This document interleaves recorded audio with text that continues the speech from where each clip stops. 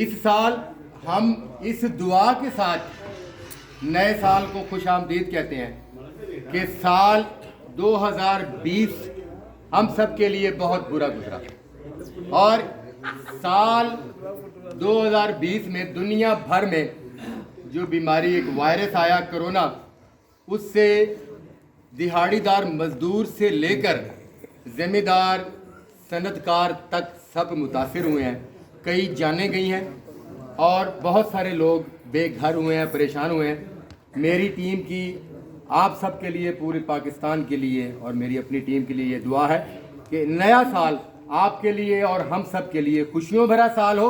आमीन। और अल्लाह करे कोरोना जैसी बीमारियां और ऐसे हालात दुनिया में, ख़ास तौर पर मुस्लिम ममालिक में, खुदा का कलमा पढ़ने वालों में फिर दोबारा से ना आए। आमीन।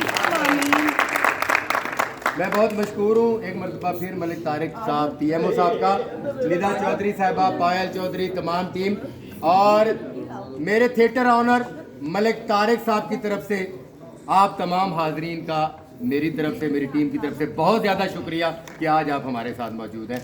तो केक काटते हैं। म्यूजिक दे यार। अच्छा जब बुलाओ वो म्यूजिक ला। नारे हैदरी को टोके को खैर दा ढोल की ते जम जम रोल